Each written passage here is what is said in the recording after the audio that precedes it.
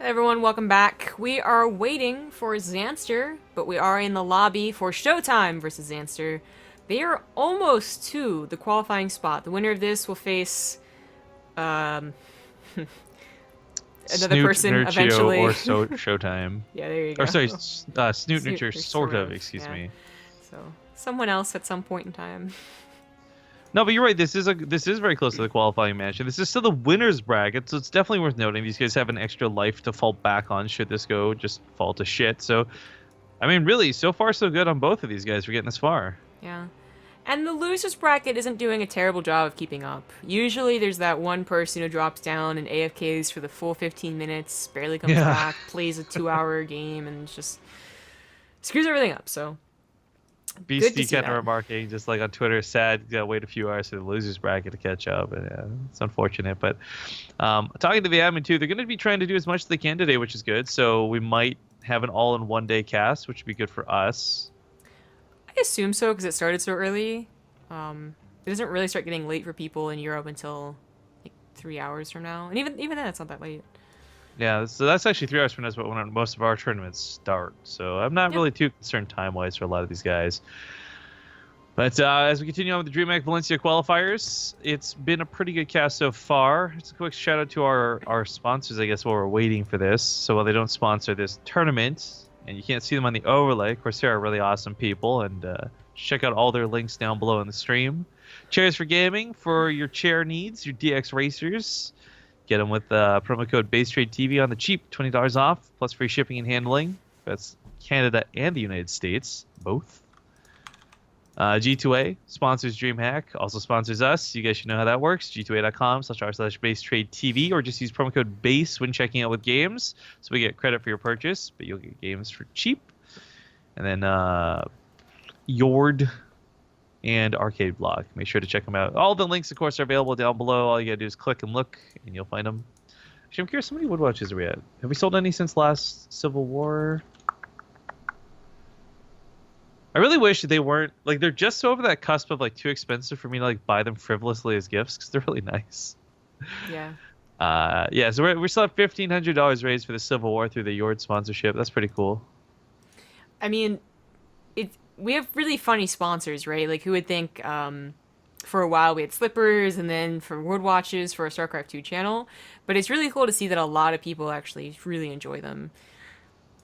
Yeah, plus the fact that people actually buy them makes me feel like a lot less weird about advertising them, because for us, I think a lot of it has to do with just you really don't want to advertise a bad product. You don't want to be selling something that ends up being total shit, or like advertising something that ends up being total shit. So the fact that we've had so many people like be really happy and tweet us like their pictures after they got them and stuff, like that makes me feel really good. Yeah. And they are really nice. I totally agree because Father's Day is coming up, and I got my dad one for last Father's Day, so I really can't get him a second one. It's like a pretty easy gift, I feel, for Hey, for him. Dad, your other wrist is looking pretty bare. Double it up. Nah. Okay, so brand new best of 3. They're getting pretty close to that qualifying match, but both of them still have the losers bracket to fall down to should they have to. In the bottom right, as the red Protoss, it is ShoWTimE. And of course, his opponent in the upper left is going to be the blue Zerg player Zanster. Now, ShoWTimE has had much better tournament results than Zanster in general, but Zanster is actually a pretty damn good player despite not having these results. I can't say for certain he's going to beat ShoWTimE, because ShoWTimE is kind of like the European god of Protoss, but this should be a very good match. I do imagine we'll see some similar stuff. Zanster's one who has been using Zerglings en masse for a while. Banelings are not all out of his repertoire. But it is going to be interesting to see. You've got the Zerg that play a little bit more classically like Namshar, who, and again, that strategy can work from time to time. And you got this new style with Banelings, whether it's Snoot-style Banelings or just like incorporating Banelings into your Link Hydra style. It can be roadblocks like for either player depending on like where they get stopped and where they're stuck at right now. Are you stuck playing like ZVP from 2 months ago, or are you playing it here and now? Yeah. No, I like the Baneling Hydra so much better. I think it's a much more fun style to watch, but Namshar style that we saw, like, which includes, you know, Roach Hydra, but also just those all-ins that were giving Protosses so much trouble months ago, can still be very nice to pepper into a best of 3. I'm sure Zanster has it in him to do that. Another thing we've been seeing more and more commonly from, let's say, the newer playing Zergs, or however you want to call it, is taking the third base as your natural. There's almost no reason not to. The early aggression that can come out from Protoss is not the same as it used to be, which is basically cannon rushing back in the day. Even if they throw down 2 adepts at you, like, okay, it's a little more difficult to get queens this way and that way, but shouldn't really kill too much. And most Protosses are also, like, doing their own Nexus build, you know, getting it pretty early. So this just makes sure pylon block won't go down. As we saw, ShoWTimE, like, scouted super duper early. He definitely could have, if the natural was the intention of being taken. And it starts to creep spread a little bit faster. So it's all good news, and it seems to be more and more popular. The Zanster isn't going too greedy. He did get a gas. Gas before pool, but still gas. So he's going to have those speedlings to take care of anything on the ground. We have a Stargate, of course, and they're going to be help that much there, but that's where the queens come in. ShoWTimE, as you said, is kind of a European god right now, and it's a very good server and a very good time to be a PvZ god, as there are so many Europeans on, or so many Zergs on the European bracket. There's also a lot of Europeans in the European bracket, in case you didn't know. Actually, it's funny you bring that up, because, like, in the European bracket, if Zanster wins this best of 3, that means it is going to be the DvZ finals, and I think you and I are both just going to roll our eyes at... So how about that losers bracket?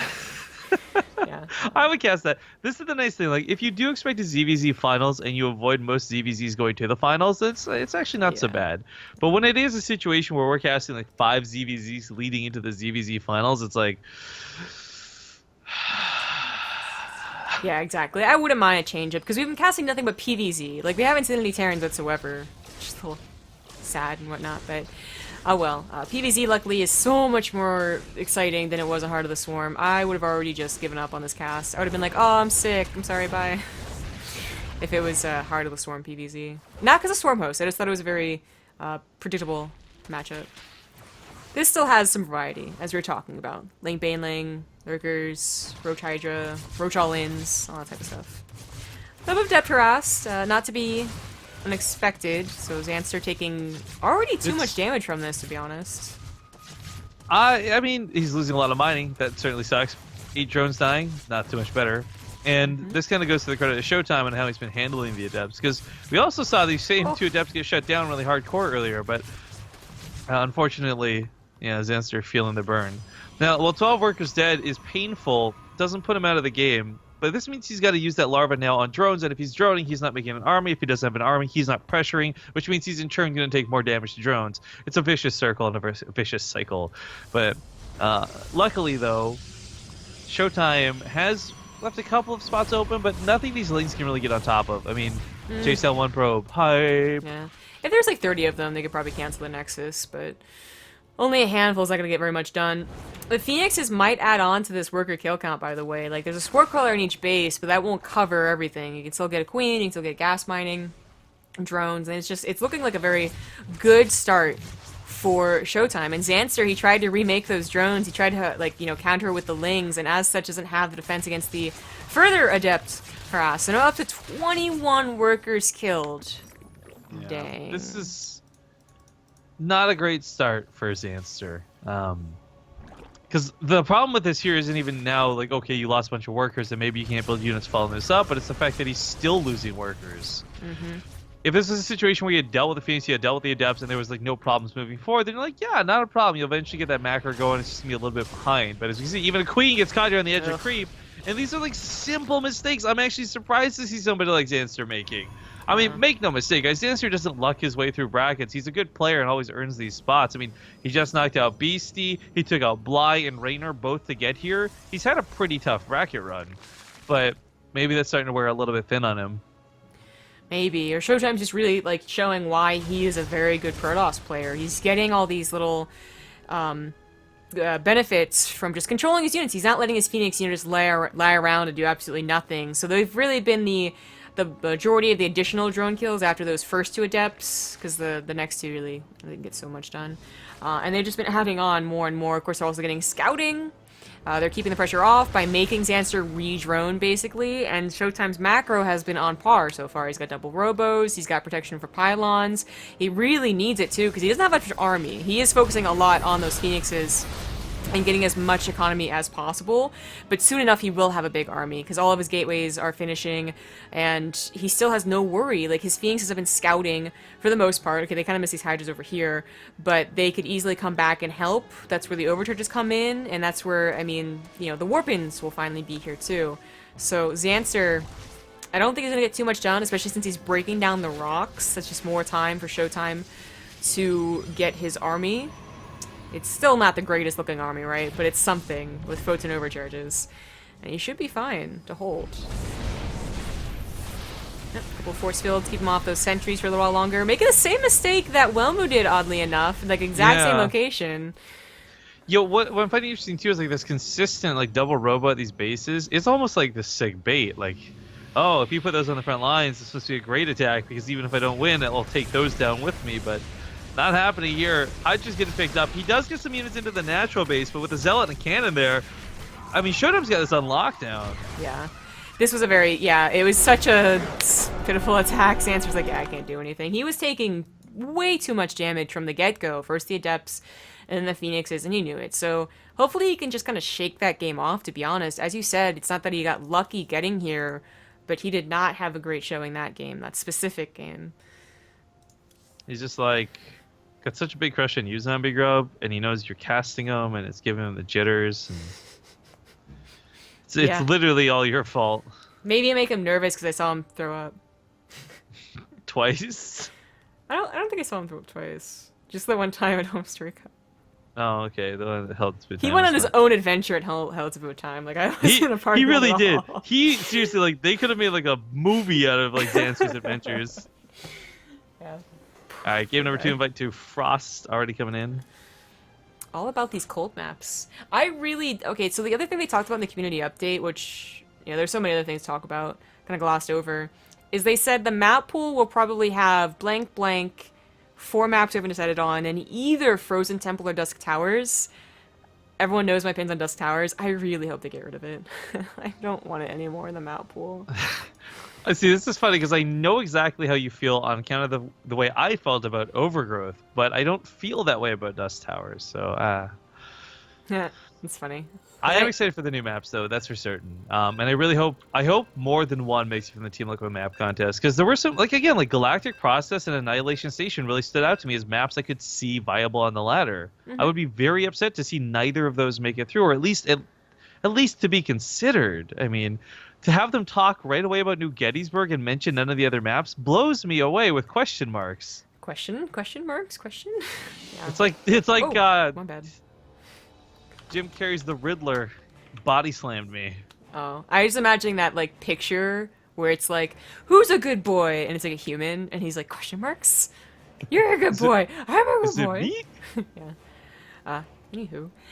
In the top left, in game number 2, he's up 1. It is the Red Protoss ShoWTimE.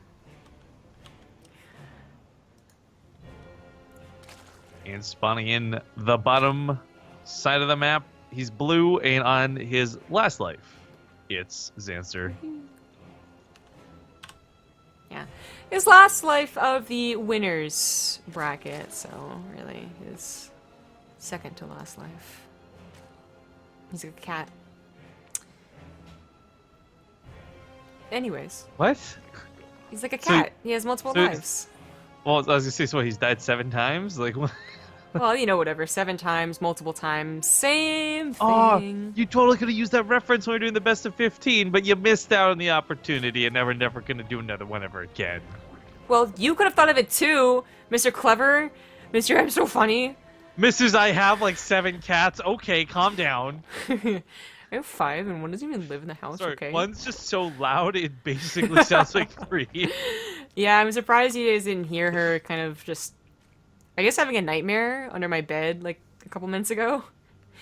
Oh. It's kind of cute, to be honest, that she has, because I don't think they're nightmares like she's like dying in the dream or something. I think she's just like, You know, She's got like night I terrors. can't reach that bird. I can't reach that bird. No, no, or something. But it's cute because she also makes like little paw movements. It used to be she didn't always hide underneath the bed. She used to actually, you know, roam around until Apollo was like, no, f you. That's cute. Because he's a bully. He's a little douchebag. Yes, you are. Okay. You do this like, okay, so when you do like your cat voice and you actually talk out instead of just making noises, you sound like a Midwestern like housewife or something. Midwestern. What? What? How? I can't describe it. This is like that's Can what you my give me brain like an thinks. example, like of like a TV? I can't even mimic character? it. Like I don't know, Bobby's mom from Bobby's World. Oh, I didn't watch that. Yeah, I was gonna say that's maybe a little obscure. I can't think of any other moms who like talk like that. But anyways, so cute, don't you know? Don't you know? It's kinda Well, now that's Irish. just being Canadian on this one. Oh, All right, Canadian, Irish. whatever. It's Jamaican. Slap in the bass. Cool runnings, man. Okay, this is getting weird.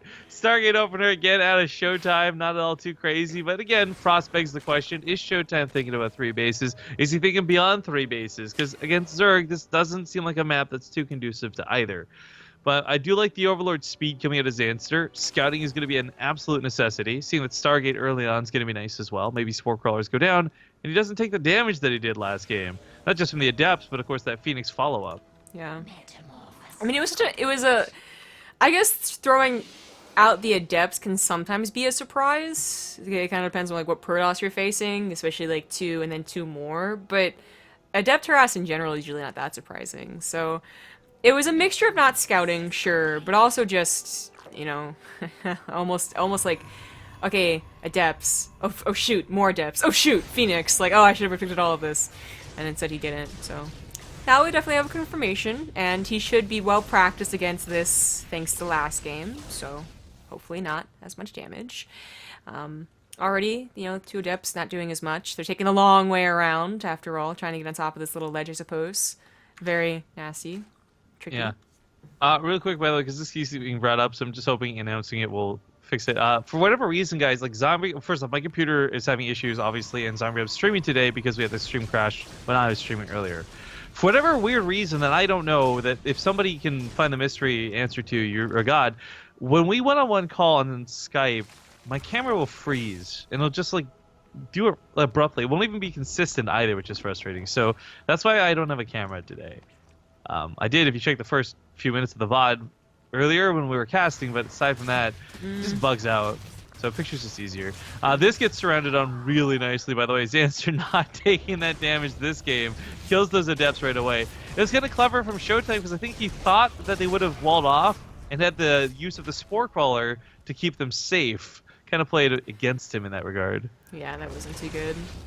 Well, the Phoenixes, I mean, what's kind of tricky about ShoWTimE, I feel, is that most of the time the initial 2 or 3 Phoenixes don't get like a ton done because they're too afraid. There's like a Spore Crawler and they won't kill, you know, enough drones fast enough. So you wait till like 5. He's been getting, you know, 2-3 drone kills with the first 2 Phoenix in both games, and it's just, you know, obviously adding on more and more. So there's little things here and there, but that's what really added up last game, where all the little things, all the drone kills just adding up to like 25 or 27 at the end of the game. Yeah, because it wasn't like one attack that killed 25 drones. It was like 3 or 4 transfers, then the Phoenix 2 or 3 times afterwards, like just constantly whittling away at them. Mm-hmm. You know, Zanster obviously doing a much better job this game. Has only lost 6 workers, not nearly as bad.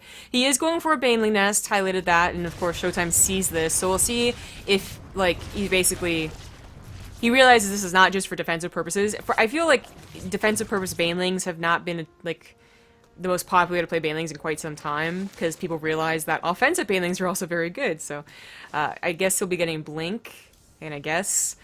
we do have a very early Infestation Pit from Zanster, though, so it's not quite the same as you saw Snoot playing earlier today, which included both Ling, Hydra, Baneling, as well as just mass Baneling. And I'm not sure the Phoenixes could quite see that. Oh, no, they did not get back to the mineral line. An Infestation Pit can lead to a couple of cool things that I like. One, obviously, fungal growth's good. You catch the Phoenix, shoot him down out of the sky, you stop charge lefts from charging forward, but I would like to see Hive Tech come out as Zanster and see what direction he takes it on a map like this. Obvious thoughts go to Broodlords, but without air control, what do you go for? And the only other alternative that really makes sense is Ultras, but as we know, Ultras are just so bad versus Protoss in general. Yeah. But the one caveat being, they can break force fields, and that's what's got my mind gears turning on this. I think it will have to be Ultras. The melee upgrade still being invested into, and no Spire started, because you're going for Greater Spire, you start that as soon as you start your Hive, too. So, yeah, definitely with you on the Ultras, and that means that it's a good thing that, you know, ShoWTimE didn't really try and, I guess... Well, I guess Blinkstar's not the worst against Ultras either. The point is, he didn't overinvest into what he thought was maybe a mid-game attack, because that's obviously not. A Hive was started, and he's also scouted that, so it is more about that late game. Tries to take a fourth because of that scout, probably, but unfortunately, like, he had like barely any units. I'm really surprised he thought he was going to be able to save those units, but he ends up saving the fourth, so okay. It was 1 or 2 units. This fourth, Zanster's fourth, was scouted very early on by these 2 adepts. Yeah, but there's not, nothing like, you could really do about it earlier. Even now with the Yeah. Phoenix coming in, as we can see, kind of limited in damage. Maybe it is a Greater Spire. They mistimed the Spire if that's the case.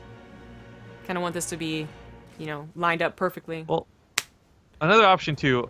So we see Banling's command, of course, is getting Ling's upgrades to get the adrenal glands going, and they're really nice to chip away at anything. I mean, I'm just looking at the units tab more than anything else, and we don't have a lot of sentries. And if you show Banlings and Zerglings, a lot of sentries get made, and that's where my thoughts towards that ultra possible decision come into play. But right now, what's kind of interesting to comment on is like not necessarily what ShoWTimE's seen, but more about what Zanster's seen. And Zanster actually he hasn't seen the composition of ShoWTimE until maybe just a moment or two from now. But even then, with the overcharge and the cannons killing everything, he still might not see the actual composition of ShoWTimE.